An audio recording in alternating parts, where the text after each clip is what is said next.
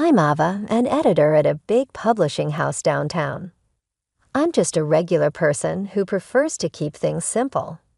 Life's always a bit of a juggling act with deadlines and finding some me time. That's probably why dating never really interested me.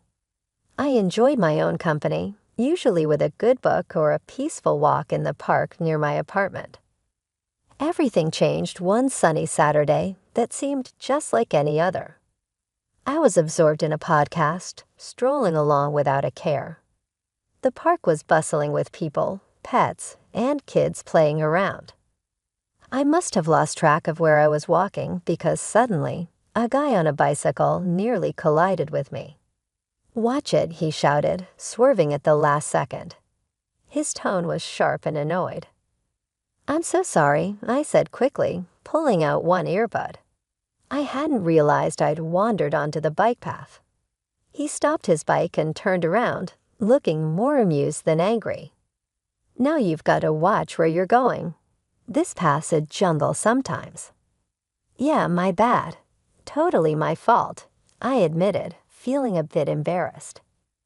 I brushed a stray lock of hair from my face and gave him a sheepish smile. He laughed, and just like that, the tension dissolved. "I'm Tom," he said, extending a hand. "Ava," I replied, shaking his hand.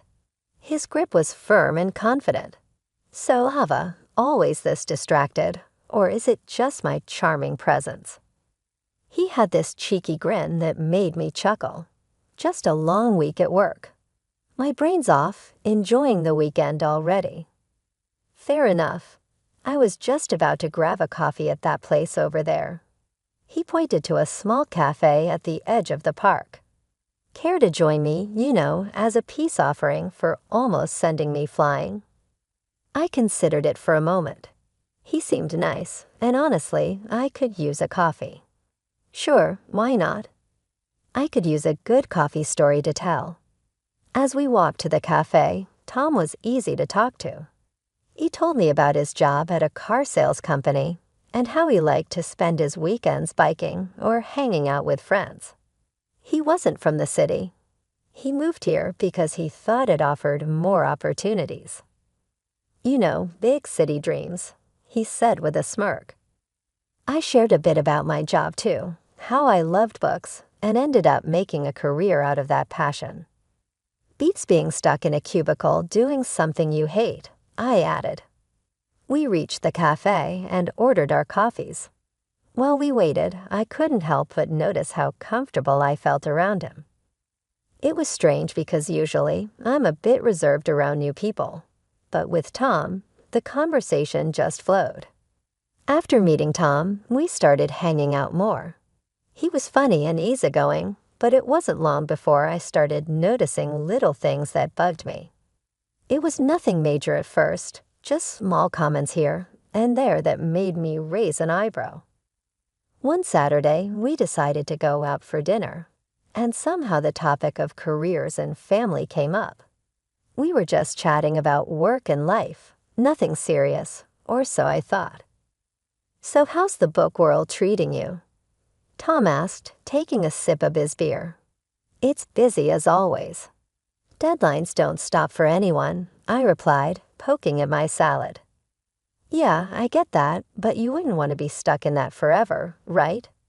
I mean, eventually, you'd want to settle down, maybe cut back on the work hours," he said casually. I paused, fork midair. "Not really, Tom. I love what I do. I don't see myself giving it up anytime soon, or ever, really." Tom shrugged. "Sure, but what about when we have kids? Wouldn't you want to be around more?" The question caught me off guard. "We?" I chuckled nervously. "That's jumping way ahead, don't you think?" He laughed it off. "Yeah, you're right. Just thinking out loud, I guess." I tried to shake off the discomfort, but it lingered. A couple of weeks later, Tom invited me to have dinner with his parents. I figured it was a good sign, things getting serious and all. I was nervous but hopeful. That dinner, though, opened my eyes a bit more. His parents lived in a cozy, well-kept house in the suburbs. His mom, Mrs. Reed, was all smiles when we arrived. "Ava, so lovely to finally meet you. Tom has told us so much about you," she gushed, pulling me into a hug. "Thank you for having me, Mrs. Reed. It's great to meet you too," I managed to say, returning her smile. Dinner was served, and everything was going well until Mrs. Reed started talking about family and marriage. "You know, Tom was always the responsible one," she began, serving herself some more potatoes. "We've always told him the importance of finding a good girl who knows her way around the house." Tom's dad nodded. "Absolutely. It's about building a good foundation, you know. A man needs to provide, and a woman, well, she takes care of the home."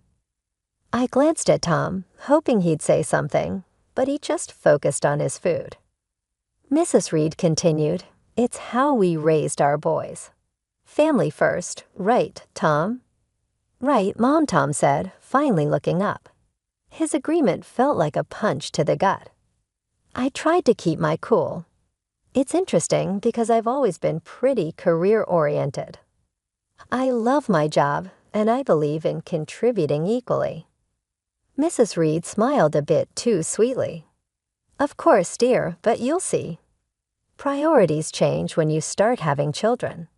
It's only natural for a woman to want to stay at home with her babies." The rest of the evening, I felt like I was in a fog. We left shortly after dinner, and on the drive back, the air between us was tense. "Your mom has some strong opinions about family roles," I said, breaking the silence. "Do you see things that way too?" He hesitated, then said, "I think there's some truth to it. I mean, it worked for my parents." Despite the uneasy dinner with Tom's parents, our relationship marched forward. Somehow, the good times seemed to outweigh the bad, and I found myself agreeing to marry him. Looking back, love must have blinded me because those warning bells were still ringing in the back of my mind. The wedding planning started, and it was all a whirlwind. Tom wanted something simple, and so did I. We decided on a modest ceremony with just close family and friends. As the day approached, the real pressure began to mount, not about the event, but about what our lives would become afterward. After the ceremony, at the reception, Tom's mom pulled me aside. Her smile was wide, but her eyes were serious. "Ava, dear, I'm so happy for you both. Remember, a good wife supports her husband no matter what." "Thank you, Mrs. Reed." "I intend to be a supportive partner," I replied, trying to keep my voice steady. "And remember, dear, when the babies start coming, it's best if you're at home. You can't trust strangers to raise your children." Her words felt like a warning, and the finality in her tone made my stomach turn. I just nodded, not trusting myself to speak. Later, Tom and I had a moment alone. "Your mom talked to me about kids and me not working," I started, watching his reaction closely. "Yeah, she's just looking out for the future. She means well, Ava. You know how moms are." Tom brushed it off, taking a sip of his champagne. "But you know I'm not planning to quit my job, right? Even when we have kids," I pressed, needing him to understand. Tom paused, his face serious. "We'll see, Ava. Things change. We'll do what's best for our family." After our wedding, Tom suggested we move to a larger apartment, closer to his work at the car sales company. The place was nice, bigger than our old one, but it was right next door to his parents' house. I had my suspicions about why he chose this particular spot, but I agreed, hoping for the best. Once settled, the reality of our new life together began to surface. Tom started bringing up his idea of a traditional family more often, where he would be the breadwinner, and I would handle the household and eventually the kids. One evening, we sat down with our finances spread across the dining table, a mess of bills and budgets under the dim light. I tried to show him how keeping both our jobs was more beneficial, especially with the economy being unstable. Look at these numbers, Tom. With both incomes, we're not just getting by. We're actually saving. It makes no sense for me to quit my job, I said, pointing at the spreadsheet. Tom shook his head, pushing the papers away slightly. It's not just about the money, Ava. It's about having a real family life, like my parents had. I sighed, my frustration growing. But it's not the past, Tom. Things are different now. We both need to contribute. He didn't seem convinced, and the discussion ended with a heavy silence. The situation got more complicated with his mother, Mrs. Reed, living so close. She dropped by often, unannounced, each visit with a new critique about how I was managing our home. One afternoon, I was sorting through some work emails when she came in without a greeting. She started inspecting the house, wiping her finger along the bookshelf, looking for dust. Hava, you really should focus more on keeping a cleaner house. A dusty home is not a healthy home, she said, her tone sharp. I clenched my teeth, trying to keep my cool. I cleaned yesterday, Mrs. Reed, and I work full-time. It's just a little dust. That's just it. You work too much. If you were home more, maybe things wouldn't slip through, she countered, walking over to the linen closet. Next, she pulled out a sheet, checking for any signs of improper laundering. I followed her, my hands balled into fists at my sides. I manage my time just fine, Mrs. Reed. Tom and I are both happy with how things are. She tutted, shaking her head as she moved to the kitchen to scrutinize the contents of our fridge. A woman's place is taking care of her home and her husband. These modern ideas about women needing careers are nonsense. Every comment stung, and I felt my defenses rise. Maybe that worked for you, but I'm not you. I won't just quit my job to become someone I'm not. When Tom came home that evening, I tried to explain how suffocating his mother's visits were becoming. He listened, but his response chilled me. Mom's just trying to help Ava. She has a lot of experience running a home. But it's our home, not hers. I need you to stand up for me, for us, I pleaded.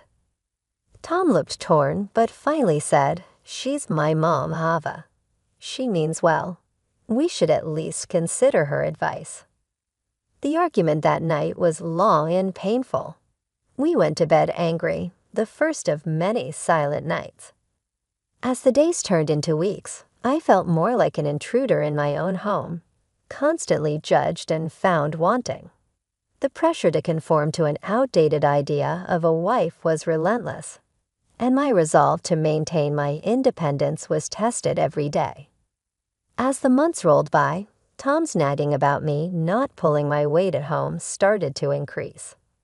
He'd come home from work, look around with a scowl, and comment on the dusty shelves, or the dinner that was either too bland or overcooked, because I'd rushed it after a long day at the publishing house. His favorite refrain became, if you can't manage both, maybe you shouldn't be working. One evening, after a particularly harsh critique of some slightly undercooked pasta, Tom let it drop. Ava, I'm serious. If you can't meet me halfway and take care of the house properly, maybe we should rethink this whole arrangement, he said, implying that a divorce was on the table. I loved Tom despite everything. I didn't want our marriage to fail over something like this, so I made a decision that pained me deeply. The next day, I talked to my boss, Ellen, about quitting my job to become a full-time housewife. Ellen was shocked and tried to persuade me otherwise.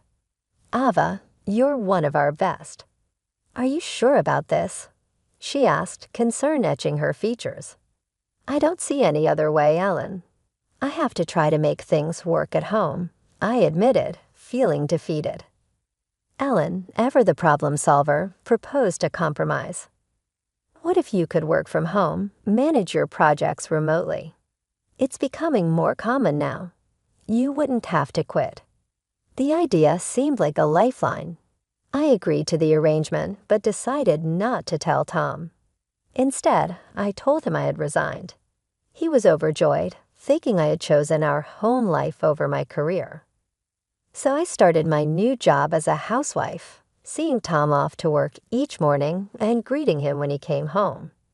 But as soon as he left, I'd power up my laptop and dive into my editing work. It was a strange double life, but it worked. The money I earned from my remote job I secretly saved in a separate bank account, just in case. However, living on just Tom's salary was tougher than we thought. Despite my best efforts to economize, 3 months later we were scraping the bottom of the barrel. I tried to bring up the topic gently.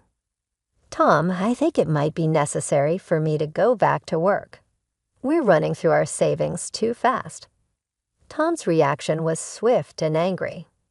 "That's because you're spending too much. You need to learn how to save properly," he snapped. I was stunned. I hadn't bought anything for myself in months and always hunted for the cheapest deals at the supermarket. His words hurt deeply, and I felt a mix of anger and humiliation. The next day, his mother came over with a mission to teach me proper budgeting. She dragged me to the store and pointed out the cheapest, often poorest quality products. "Buy these, Ava. Stop wasting money on expensive stuff," she lectured as we walked down the aisles. Back home, she showed me how to dilute dish soap to make it last longer. "You use too much. You need to make do with less," she instructed, her tone patronizing. She even started checking my receipts, scolding me for any purchase she deemed unnecessary. "Why are you buying this? Just stick to basics," she would say, shaking her head in disapproval. Living like this was unbearable. Every day felt more suffocating than the last. I was losing my sense of self to their imposed austerity, living under constant surveillance. The situation was becoming untenable. I was trapped in a life of pretended submission, and every part of me screamed for escape. But for now, I held on, biding my time and planning my next steps carefully. It all reached a boiling point. One drizzly Tuesday evening, I was on the phone in the living room, pouring my heart out to my mom. "I just don't know how much more I can take, Mom. His mother is constantly over here, teaching me how to stretch $1 until it screams. I get it, we need to save, but this is too much." Mom's voice was a mix of concern and anger. "Ava, that's not normal. You need to have a conversation with Tom about boundaries. It's your home too, not just his or his mother's playground." Just as I was nodding, feeling a bit strengthened by my mom's support, Tom stormed in from the other room, his face red with anger. He must have heard me complaining. He snatched the phone right out of my hand. A wife shouldn't be complaining about her husband and mother-in-law like some street gossip. He snapped into the phone before hanging up. I was shocked, my hand shaking a bit. "Tom, you can't just grab my phone and talk to my mom that way." "Oh, I can't. Maybe if you had some respect for us, I wouldn't have to," he retorted, his voice rising as I could see the veins in his neck bulging. "Tom, listen to yourself. Can't you see this isn't healthy?" I pleaded, hoping to reach some part of him that remembered what love felt like, but he was beyond reason. "Healthy? My mom was right. I should never have married you." His words cut deeper than I would have expected. "That's enough, Tom. I'm your wife, not some puppet you and your mom can control." I shot back, my own anger flaring up now. "Then act like it or leave," he shouted, his face just inches from mine. I stared at him, disbelief and sadness warring inside me. "You want me to leave at 4:00 a.m.? It's dark and pouring rain outside. If you don't like how things are, then yes, get out." His eyes were cold and unyielding. I knew then that nothing I could say would change his mind or the situation. Shaking, I grabbed a few essentials: my laptop, some clothes, and my phone. I went for my purse next, but Tom was quicker. He grabbed it first, holding it out of my reach. "You think you're leaving with this? I earned this money, not you." "Fine, keep it," I said, my voice hollow. I couldn't believe this was happening. I called a taxi and waited by the door, my heart pounding. The taxi pulled up, and I stepped out into the cold night air, the rain drenching me immediately.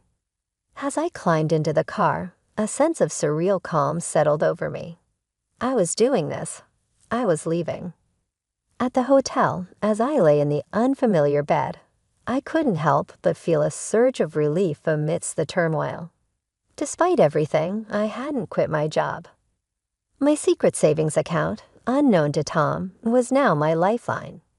The first light of dawn was barely peeking through the curtains when I got up. I hadn't slept much, the weight of my decision pressing down on me through the night. Today was the day I would take control back. I had an appointment with a lawyer to talk about filing for divorce. It felt surreal, like a scene from someone else's life, not mine. The lawyer's office was a stark, unassuming place, tucked between a row of old brick buildings. Inside Mr. Henderson, my lawyer was a straight-talking man who wasted no time. "Let's get down to business," he said as soon as I sat down. "You're here to file for divorce, correct?" "Yes," I confirmed, my voice steadier than I expected. "I can't go back to the way things were."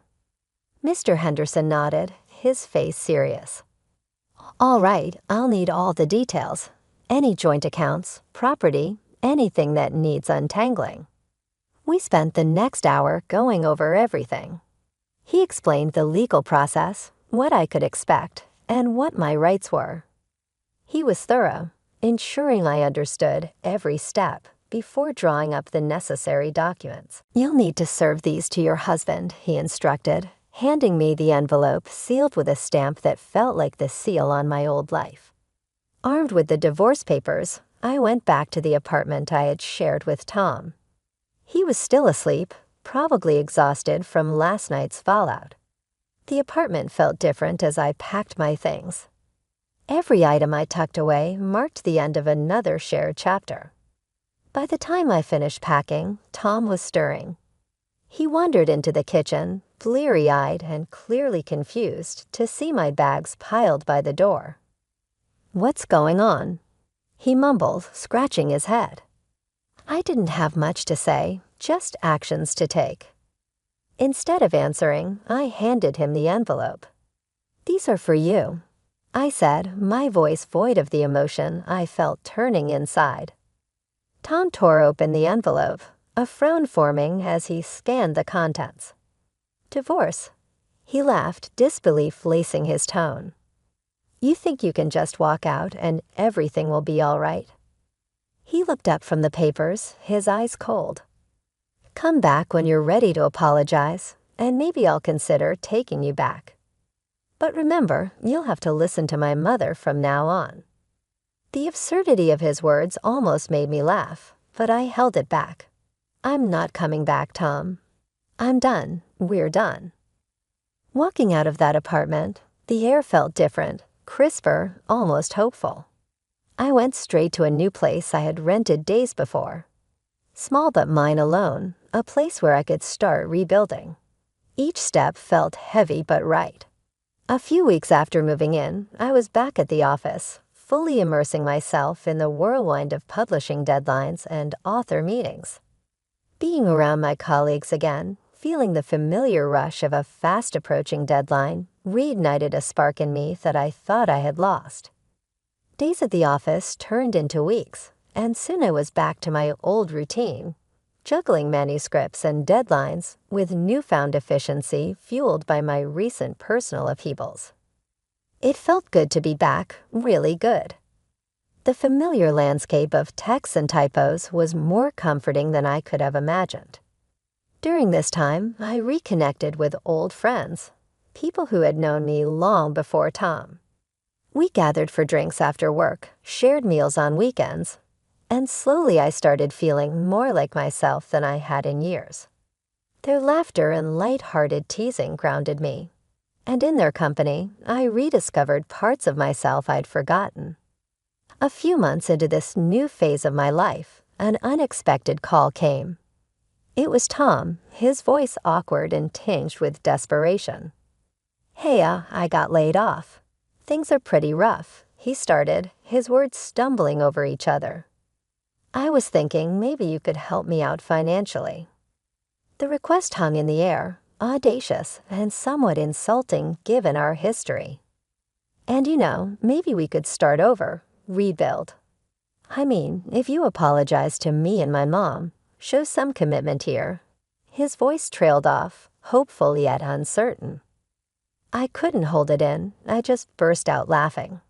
The absurdity of his proposal after everything was too much.